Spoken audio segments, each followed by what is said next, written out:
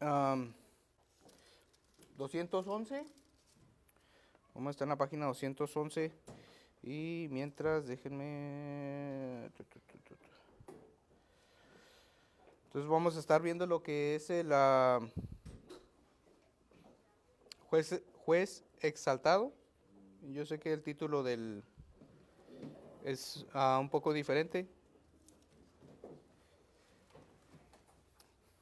Entonces, vamos a orar. Señor, te damos gracias, Señor, por este día. Te damos gracias por tu misericordia y tu gracia que has tenido para cada uno de nosotros, Señor. Y te estamos agradecidos el día de hoy, Señor, porque nos has dado el privilegio, Señor, de estar hoy aquí, Señor. Te pido por cada uno de mis hermanos, Señor, que suplas conforme a tu voluntad, Señor, que les des un oído, Señor, un corazón dispuesto y que podamos juntos escudriñar tu palabra, Señor. Nuevamente te agradezco por esta oportunidad, Señor, y te pido también por aquellas personas que vienen en camino, Señor, las que no pudieron estar, que seas tú con ellos, Señor. En el nombre de tu amado Jesús. Amén. Entonces, vamos a estar viendo lo que es juez exaltado y veíamos la clase anterior sobre este rey soberano. Entonces, si han estado más o menos al tanto, pues hemos estado viendo los oficios de Cristo, lo que es abogado, lo que es sacerdote, lo que es rey, y ahora vamos a ver a juez, y que básicamente hay una certeza de juicio. Y así como va a haber un juicio, pues vemos que hay necesidad de un juez. Entonces, veíamos que el juicio final es una parte esencial del Evangelio y nos lo dice, nuestra introducción en la primera parte. Y nos dice que Cristo ha sido designado divinamente para este oficio y que Él posee la justicia y el reconocimiento perfectos para juzgar la humanidad. Nos dice, de hecho, el libro que viene un día cuando toda la humanidad, sin excepción, será juzgada y sus destinos eternos serán determinados solo por Jesucristo, hombre. El Evangelio no puede ser entendido separado de esta verdad. Y vemos que hay una conexión, o la conexión que vemos aquí, vemos que a menudo se predica a Cristo como Salvador, pero se ignora su rol como juez. Sin embargo, para ser fieles a las Escrituras debemos proclamar que el mismo Cristo que murió por los pecados volverá para juzgar a quienes lo han rechazado. Y vemos igual, nos dice ahí, y vamos a estar viendo que la doctrina del juicio no es secundaria. Tenemos que tener muy en mente que es una doctrina también esencial. Pablo afirma en Romanos capítulo 2, versículo 16, y ahorita lo vamos a estar viendo, que el juicio es parte de mi evangelio, dice Pablo. Pedro en Hechos 10, 42 declara que se les mandó predicar que Cristo es el juez. Entonces vamos a estar viendo todos estos textos y vamos a estar revisando esta parte sobre el juez exaltado. Y más adelante pues vamos a estar viendo a nuestro hermano, nos va a traer lo que es esa certeza del juicio. Entonces, entrando, igual ahí en nuestra página 211 vemos que nos da este título, el juicio de Cristo y el Evangelio. Y vemos que ahí tenemos el primer texto, Romanos capítulo 2, versículo 16, y nos dice, en el día en que Dios juzgará por Jesucristo los secretos de los hombres conforme a mi Evangelio. Y pues básicamente yo aquí tengo una pregunta. ¿Por qué creemos que hablar del juicio es ofensivo? hoy en día cuando la Biblia lo presenta como una verdad esencial? ¿Por qué ustedes creen que hablar de juicio es ofensivo en el día de hoy? ¿Por qué la mayoría de las iglesias no hablan de que llegará un día en el cual el Señor traerá juicio y juzgará conforme a las obras, como dice la Escritura, sean buenas o sean malas? Porque la gente no quiere, no quiere escuchar sobre eso, hermano. La gente no quiere escuchar de eso y no hay una respuesta correcta e incorrecta. Estoy preguntando su pensamiento, ¿por qué creen? O sea, ¿cuáles ustedes creen que por qué no es novedoso, por qué no es algo que Porque la palabra confronta. la palabra confronta? No, y porque el juicio tiene dos líneas, o te vas al cielo o te vas al infierno, y a mucha gente no le gusta que le diga que se va a ir al infierno. Muy bien. ¿Nuestra hermana Raquel? Pues yo pienso que la gente no quiere escuchar lo que dicen los hermanos, porque la misma palabra de Dios declara lo que nos va a pasar. Declara el día del juicio y qué va a pasar con nosotros. O cuando los predicadores o las personas que dan sobre ese tema y que los oidores oyen, ya no quieren escuchar más, porque no quieren que les digan cómo es de que debe uno vivir. Es ofensivo por esa parte, porque si no lees la palabra de Dios, no vas a saber realmente qué es lo que te va a pasar. Así es. Si quieres estar bien con Dios, tienes que vivir bajo la ley de la palabra de Dios. Sí, y como les decía, no traigo una respuesta para esto, o sea, simplemente quería hacer yo la pregunta, no traigo nada elaborado ni decir, no, ustedes están mal y esto es lo que no. Simplemente quería hacer la pregunta para que reflexionemos por qué creemos que hablar del juicio es ofensivo. Y hoy en día, como algunos de los hermanos vemos, o sea, y como dice el texto, hay una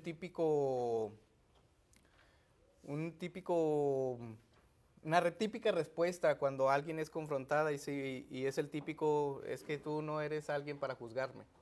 Dios es el que me juzga. Y como les digo, muchas de las veces hablamos por hablar.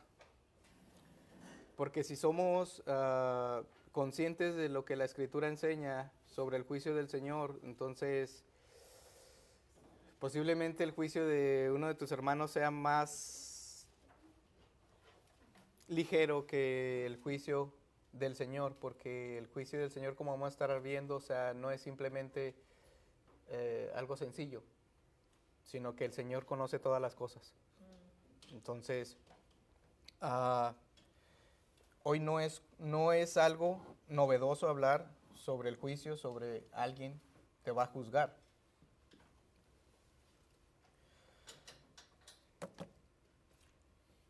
En el día de Dios juzgará por Jesucristo los secretos de los hombres conforme a mi evangelio. ¿Qué nos dice este texto? Pues vemos aquí tres cosas. Se afirma con de nuevo una doctrina, la doctrina del juicio. Y no vamos a entrar hoy en esta doctrina, pero sepan que hay una doctrina del juicio, pueden ustedes indagar, y que va a ser en un día venidero de juicio. Entonces hay una afirmación que va a haber un día de juicio, que Dios ha asignado este juicio a Cristo.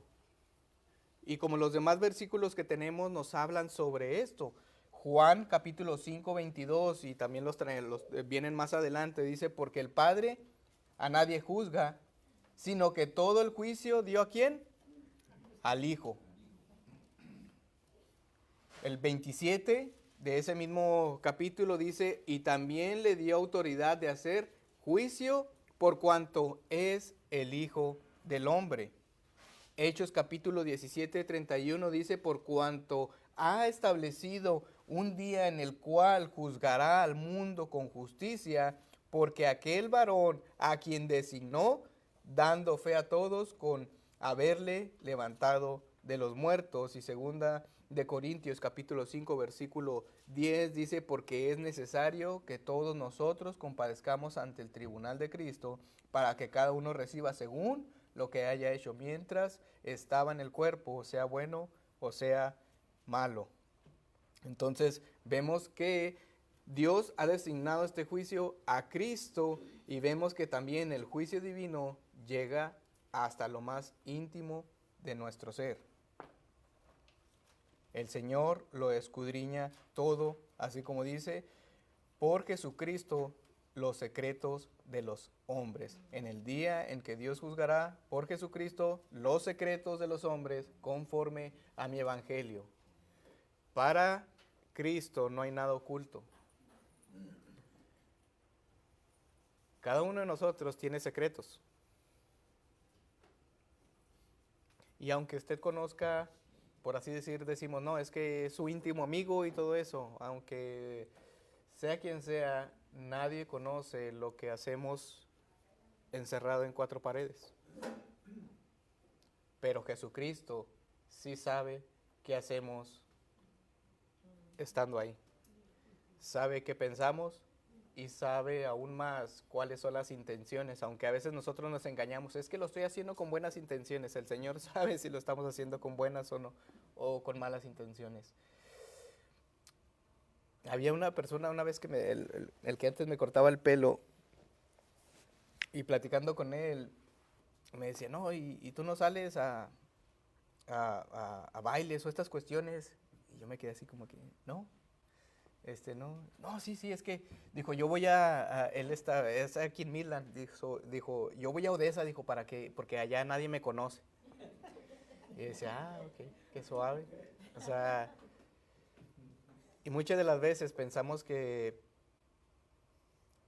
hacemos cosas a escondidas de las personas o tratamos de engañar a nuestra pareja en el sentido de ocultarle cosas y todo esto, pero el Señor lo sabe. El Señor lo sabe y eso debería de darnos temor. Porque en aquel día el Señor va a juzgar todas estas cosas. Y es como les digo, o sea, ¿quién de ustedes, si yo ahorita a cualquiera de ustedes, sin dar nombres, les digo, no, pues miren, esta cosa lee la mente y va a reproducir todo lo que ustedes han pensado y todo lo que ustedes han hecho y lo que les da, lo vamos a poner aquí, para que todos ustedes vean. Sinceramente, si me dijeran a mí eso, yo salgo corriendo.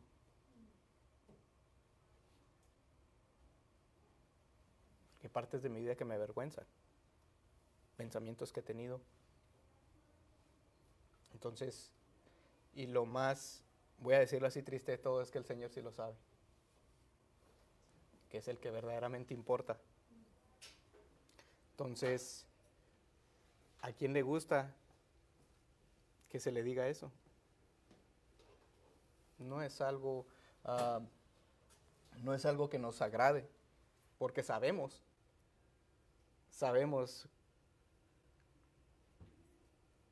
que hemos hecho mal. Y es como les digo, es el típico, ¿quién eres tú para juzgarme? O sea, no, es que solo Dios puede juzgarme, ¿sí? Y solo Él puede juzgarte y lamentablemente Él sabe todas las cosas. Dígame, hermano. No voy a seguir hablando ahorita de lo del juicio y todo eso en sí, ¿verdad? Está bien claro que la Biblia establece un día en el cual Dios juzgará a todos los hombres, en el cual incluso se pondrá a luz todas aquellas obras que hacemos, incluso aquellas que son guardadas en lo más secreto de nuestras cámaras o en las insondables profundidades del corazón. Todo eso es cierto, pero quiero enfocarme en otro punto, y es el hecho de que generalmente nosotros mismos como creyentes, cuando compartimos la palabra, acostumbramos a las personas a no oír acerca del juicio, porque nosotros lo que hacemos es decirles, miren, la Biblia dice que las personas que pecan están condenadas y bueno, están en ese juicio de condenación y todo eso, pero venga Cristo y sus pecados son perdonados.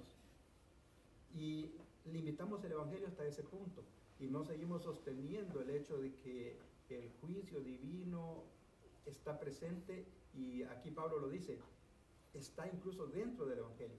Cuando presentamos el Evangelio tenemos que aprender a decirle a la gente, sí, su condición, sí, su necesidad, pero exponerle que al final, de todos modos, hay un juicio. ¿Verdad? Hay un juicio. Y si esa persona no es transformada por el Señor, esa persona va a ir a un juicio de condenación. ¿Verdad? Incluso nosotros los creyentes vamos a ser sometidos a juicio. Y a veces nos olvidamos de eso. Nosotros creemos que los cristianos no vamos a ser juzgados.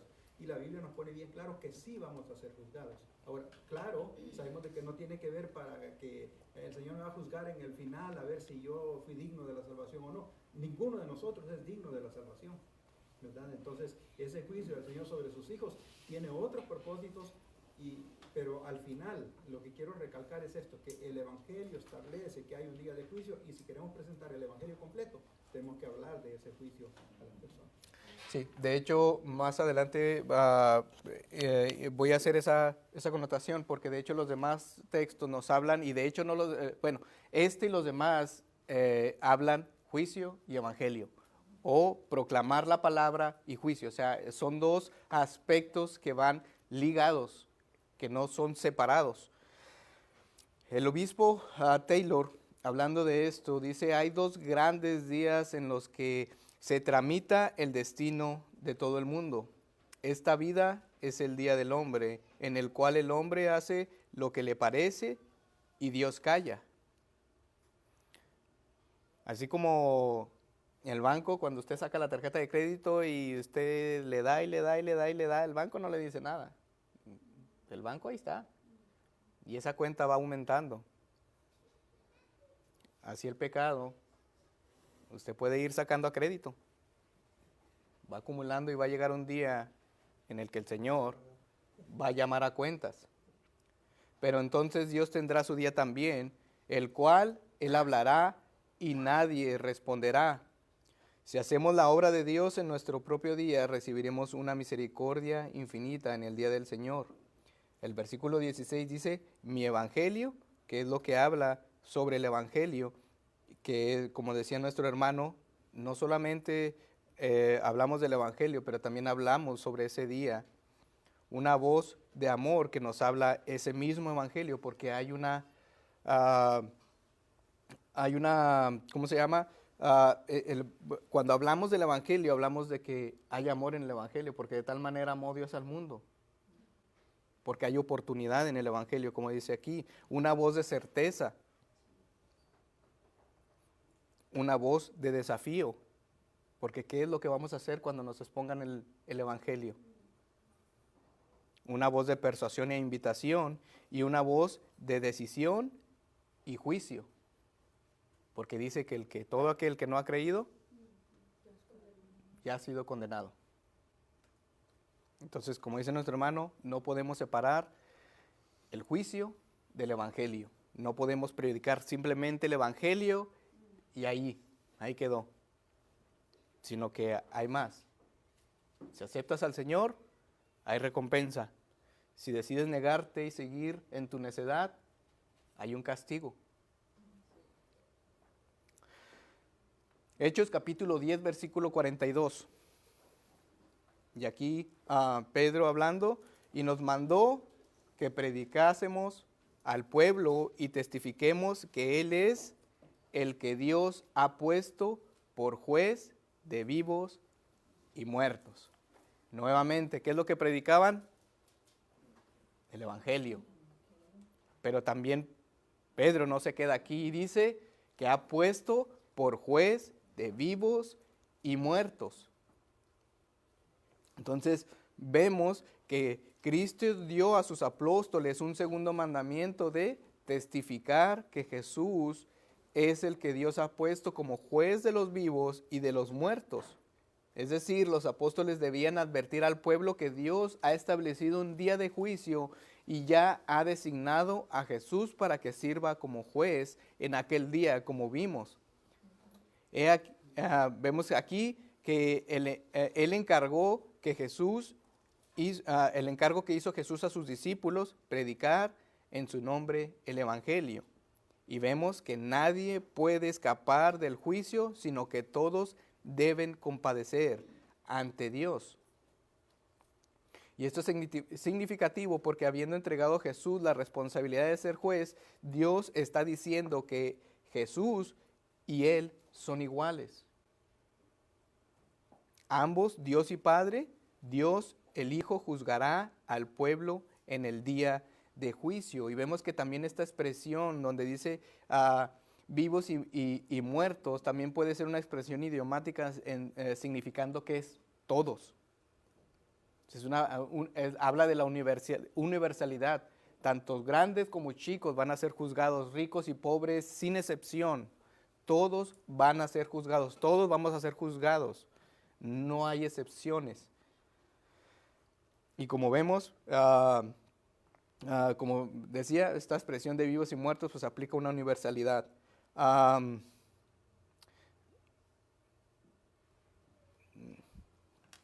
Yo me quedé con mi Biblia acá de este lado. Entonces vemos que este versículo pues, nos habla de esta universalidad. Y es que no sé, bueno, voy a dejar este versículo para más adelante.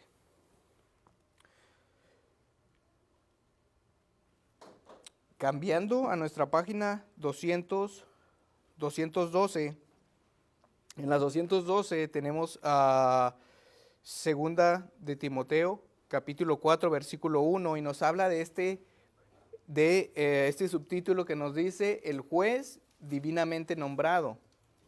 Y vemos que la voluntad del Padre no es que el Padre juzgue por separado. Él ha determinado soberanamente juzgar al mundo a través de su Hijo Jesucristo.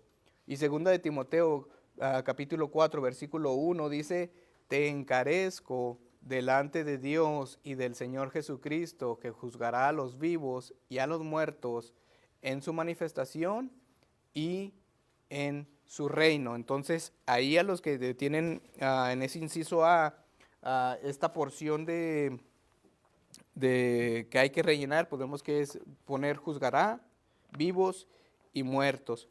Entonces, tenemos esta porción de segunda de Timoteo. ¿Y qué nos dice? Pues básicamente que Cristo juzgará a los vivos y a los muertos, y ni siquiera la muerte ofrece un escape de su tribunal.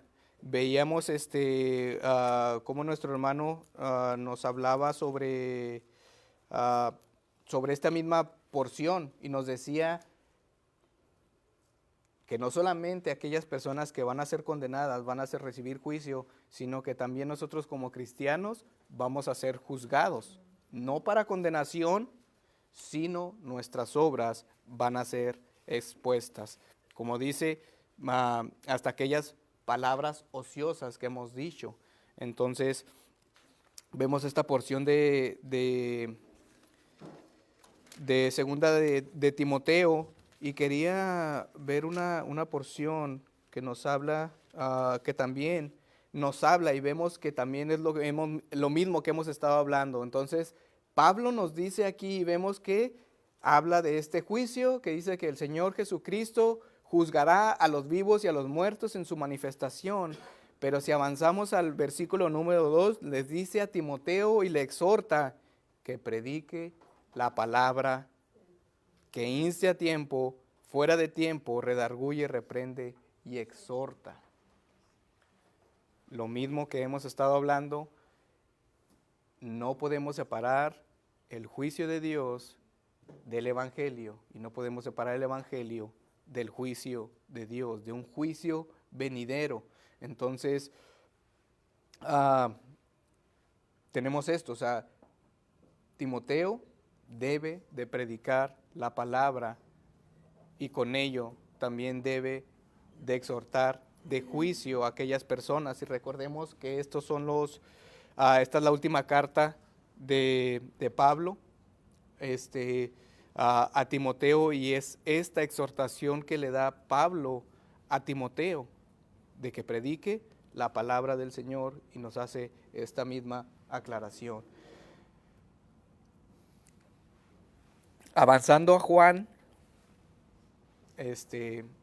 vemos Juan capítulo 5, versículo del 22 al 27.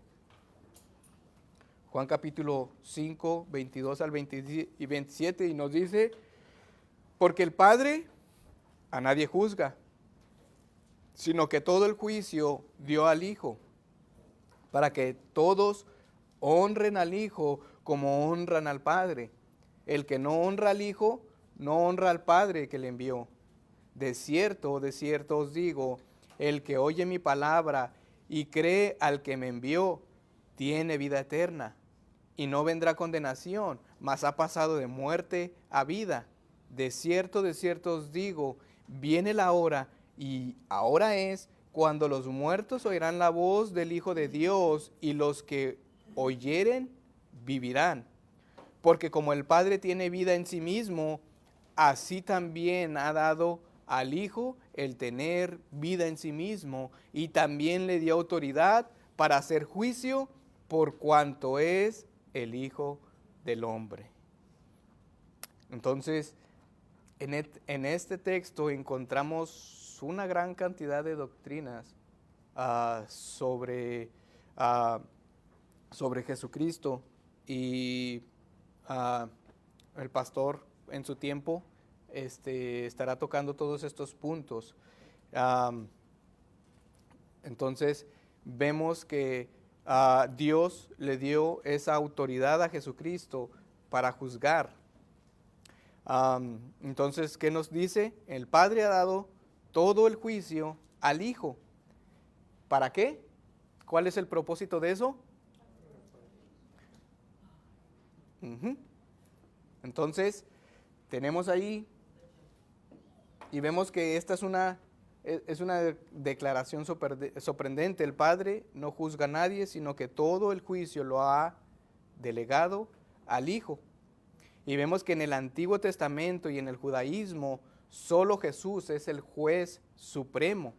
Eso lo tenían bien claro los fariseos y aquellos que altercaban con Jesús.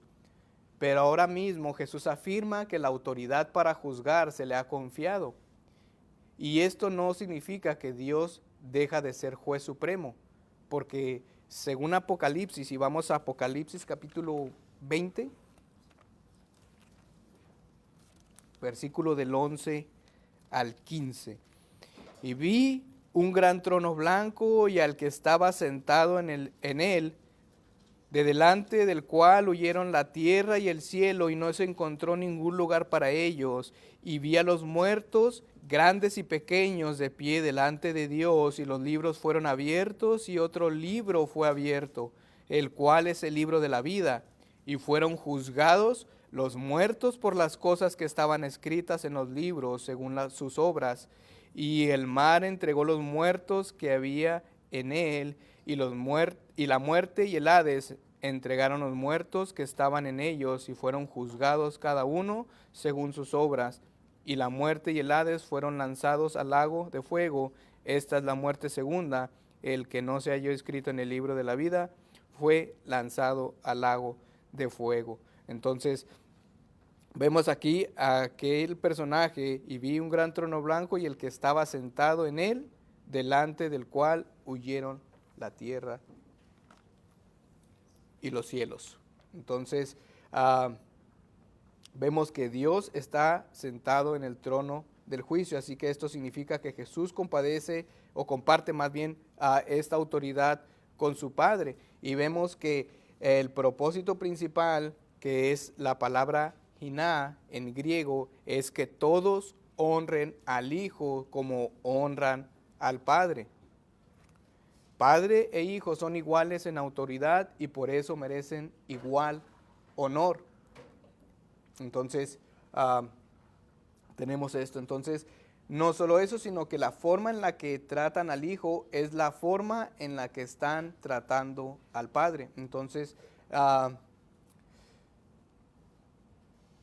lo contrario sería el que se niega a honrar al Hijo, pues no honra al Padre que lo envió. Y básicamente esa es una de las facetas principales en la teología de Juan, que es ese énfasis. También ahí, hermanos, si en Juan seguimos leyendo, usted leyó hasta el 27, pero si acaba hasta el 29, pues ahí vamos a sacar más.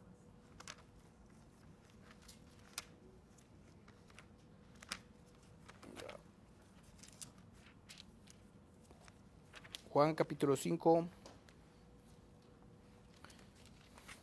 Y de hecho, bueno, al menos en la mía, aquí tengo la autoridad, al menos del 19 en adelante, nos demarca ese mismo subtítulo, la autoridad de Cristo.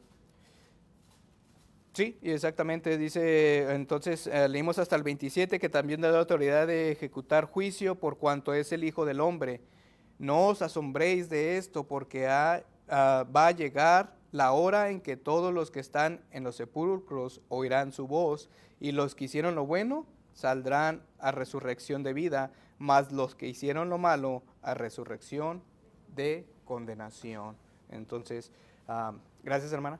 Entonces, siguiendo, Hechos capítulo 17, versículo 31, dice: por cuanto ha establecido un día en el cual juzgará al mundo con justicia, porque aquel varón a quien designó, dando fe a todos con haberle levantado de los muertos. Entonces vemos que Dios ha establecido un día fijo y un hombre designado, Jesús, y vemos que la prueba de que ese día va a llegar, o ese día es certero, es que Jesucristo resucitó. Así como nosotros afirmamos que Jesucristo resucitó, así debemos afirmar que un día habrá juicio para todos. Un hombre a quien Dios ha designado da a entender que este hombre es el segundo Adán.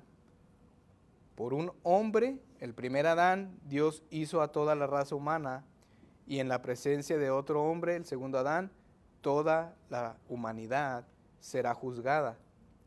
Jesús mismo enseña que Dios le ha dado al Hijo del Hombre la autoridad para juzgar, y lo vimos en este versículo pasado de Juan capítulo 5. Entonces, tenemos ahí esta porción. Y ya en nuestra página 214, de hecho, tenemos ya esta última punto, subtítulo, que nos dice las calificaciones del juez. Bueno, de hecho yo he puesto aquí, la que tenemos aquí es el juez justo y omnisciente. Y vemos que aquí son estas calificaciones del juez, que es justo y omnisciente.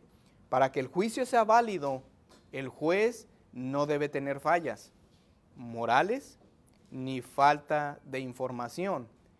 Cristo cumple ambos requisitos perfectamente, porque Él es juez justo y omnisciente. Y recordemos que esta palabra omnisciente es que Él lo sabe todo. Él lo sabe todo. Entonces tenemos el juez justo, que es Daki o Dakaios, que es la palabra griega, la primera es hebrea. Y vemos que Dios es moralmente excelente y recto. Nunca actúa de manera deshonesta, y en el día del juicio, incluso los condenados tendrán que admitir que su sentencia es justa. Y de hecho me acordé de aquella porción donde habla R.C.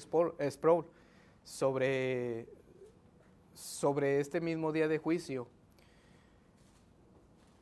Y lastimosamente no todos aceptarán esa sentencia, porque dice que habrá dice que habrá personas que estarán llorando ahí, dice, y habrá otras personas que estarán crujiendo los dientes y estarán renegando de por qué el Señor los ha enviado a ese lugar de tormento.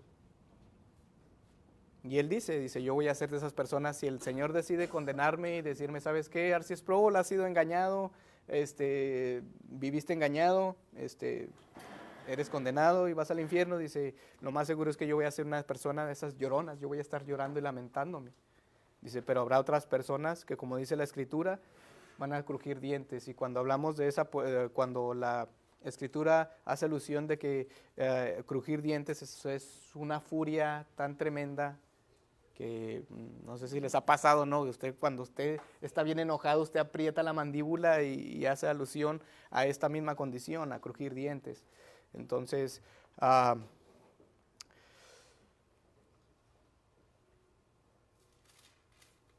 que el Señor tenga misericordia de cada uno de nosotros y que cada uno de ustedes examine su vida a la luz de la Escritura, porque yo pienso que las frases más terribles que podamos escuchar es apartados de mí, hacedores de maldad. No hay unas palabras más horribles que pueda uno escuchar. Y como les digo, no es voy a creer en Cristo porque tengo miedo del infierno. O voy a creer en ti, Cristo, porque tengo miedo de escuchar esas palabras. No. Creo en Cristo porque Él es digno. Creo en Él porque la Escritura nos demanda creer en Él. Pero no solamente es eso, no solamente es tener ese intelecto, porque dice la Escritura que hasta los demonios creen y tiemblan, y de hecho hasta los demonios tienen no solamente el conocimiento, sino saben exactamente a quién temerle.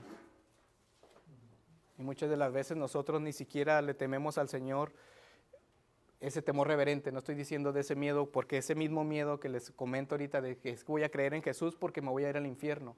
No, no es lo correcto. Porque para creer en Él tiene que haber arrepentimiento. ¿Arrepentimiento de qué? De mi pecado. Porque tengo que ver realmente la condición en la que me encuentro. De que no soy una persona digna. No soy digno. Yo no soy digno de que el Señor me trate como su hijo. Y sin embargo, por su amor, en su voluntad, me ha dado la justicia de Cristo. ¿Me la gané yo? No. ¿La merecía? No. ¿Hice algo para obtenerla? No. De pura gracia.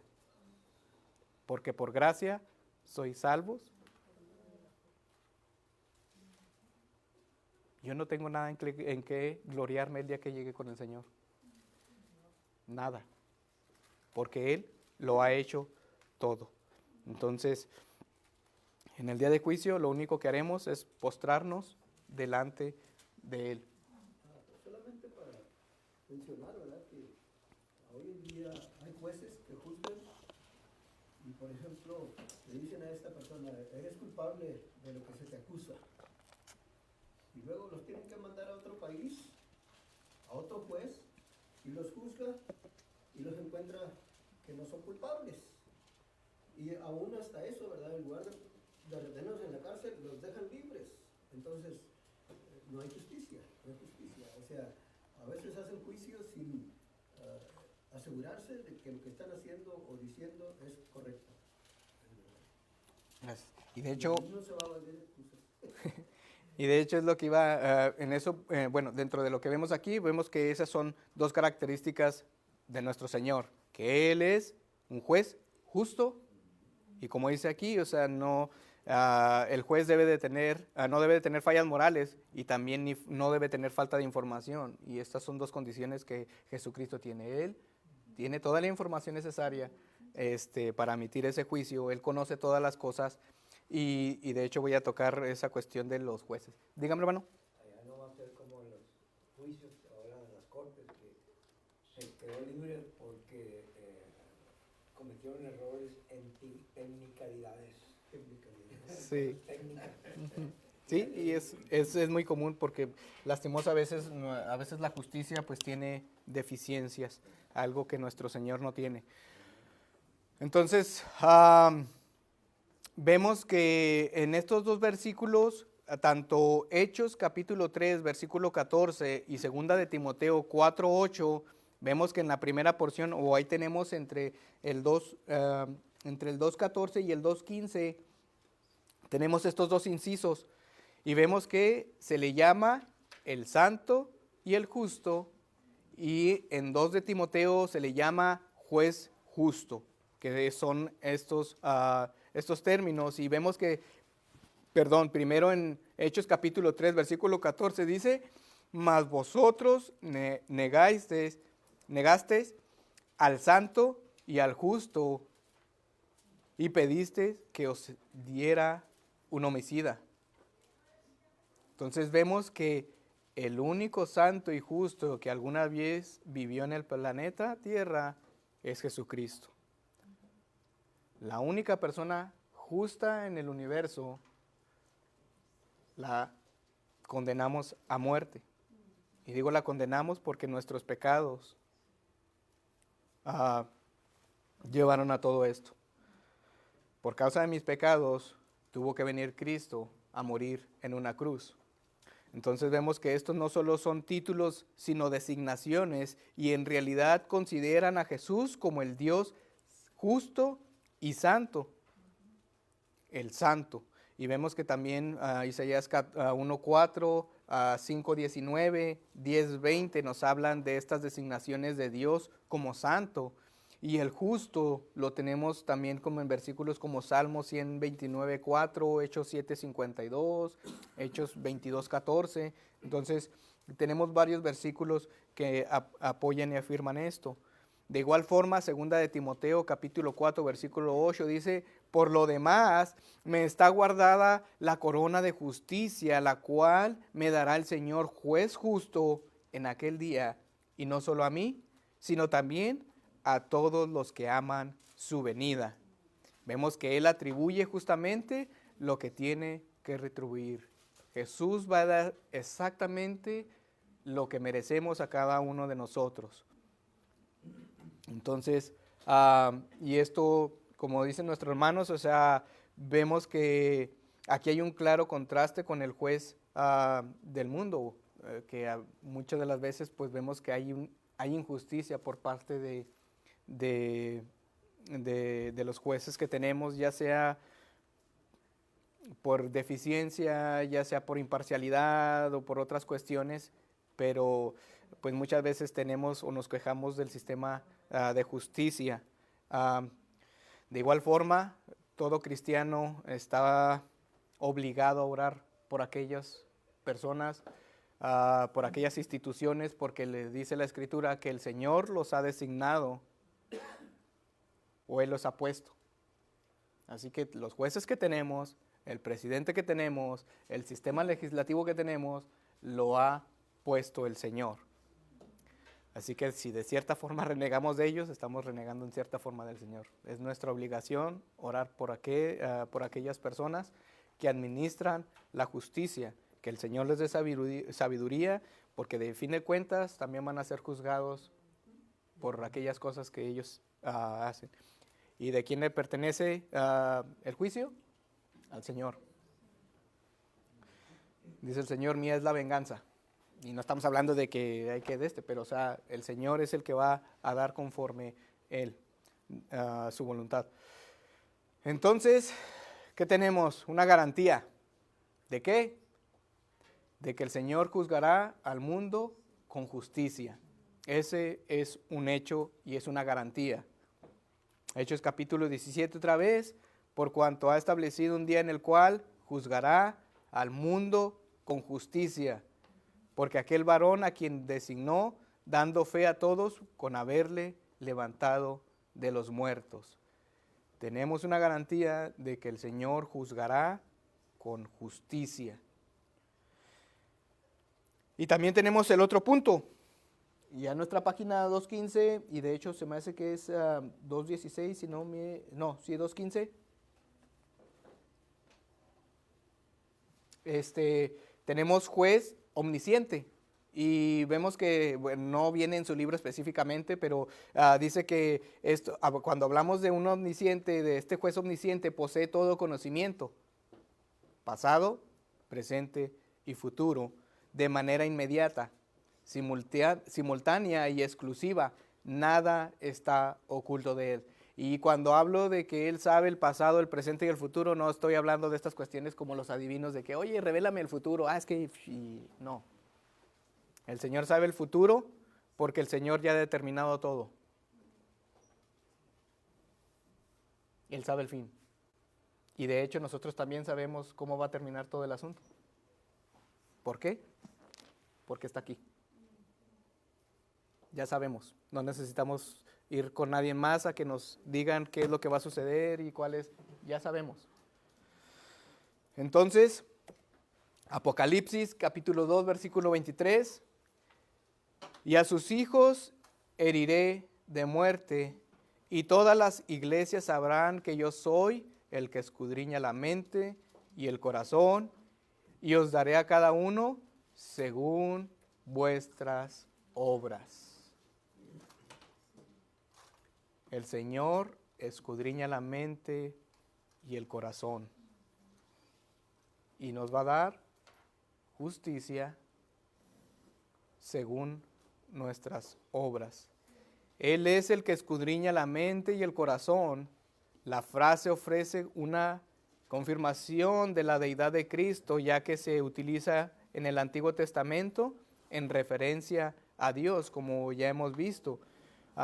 Jeremías capítulo 17, versículo 10 dice, yo Jehová que escudriño la mente, que pruebo el corazón, para dar a cada uno según su camino, según el fruto de sus obras.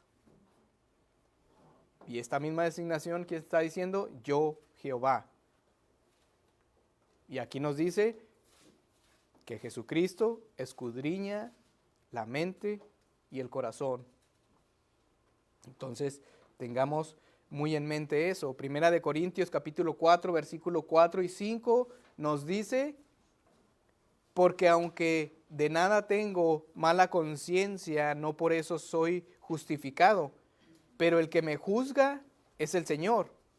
Así que no juzguéis nada antes de tiempo hasta que venga el Señor, el cual aclarará también lo oculto de las tinieblas y manifestará las intenciones de los corazones, y entonces cada uno recibirá su alabanza de Dios.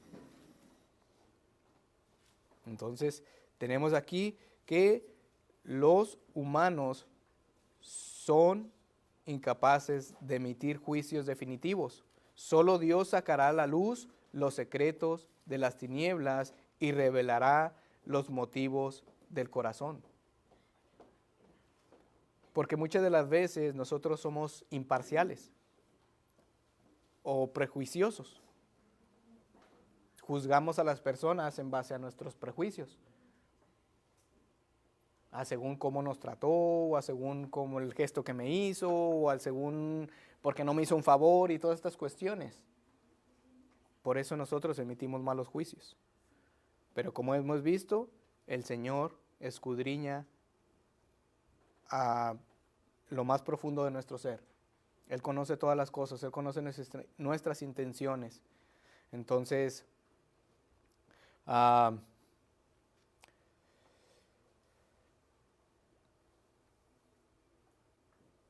vemos que pues básicamente eso, nosotros somos incapaces de emitir juicios definitivos, y dejemos que el Señor juzgue. Uh-huh. O sea, a final de cuentas, si estamos confiados en Él, Él hará su voluntad. O sea, dígame, hermano. Me voy a meter en líos. Debemos de ser cuidadosos cuando hablamos de juicio. O sea, aquí está hablando de un juicio que determina condenación o salvación. Sí. Nosotros sí tenemos que juzgarnos unos a otros. La Biblia nos pone para que como iglesia uno juzgue al otro con la finalidad de exhortarlo, con la finalidad de que tenga una vida más cerca del Señor. Y en ese sentido todos nosotros como creyentes debemos de estar abiertos a lo que los demás hermanos nos digan acerca de nuestro comportamiento. no tenemos nosotros la autoridad de juzgar para condenar a alguien ni para salvarlo, pero sí tenemos que juzgar las obras de los hombres, porque la Biblia dice que si no es a través del juicio que establecemos de lo que las personas hacen, no vamos a saber si esa persona es cristiana o no. O sea, hago el llamado de atención pues porque generalmente nos escudamos en eso. Usted lo dijo al principio, ustedes no son quienes para juzgarme a mí. No, ustedes sí tienen autoridad para juzgarme a mí, porque para eso, por ejemplo, Hebreos capítulo 10, versos del 19 o 20 hasta el 25, nos dice que como creyentes debemos de juzgarnos unos a otros y exhortarnos unos a otros al amor, a las buenas obras. O sea, no debemos de ser, ¿cómo diría? Generalizar el término de juicio aquí, porque estamos hablando de dos juicios diferentes. Sí, gracias por la aclaración, porque en efecto, cuando estamos hablando de, como dijo nuestro hermano, de emitir juicios, son juicios condenatorios. Es que tú te vas al infierno por esto y esto y esto.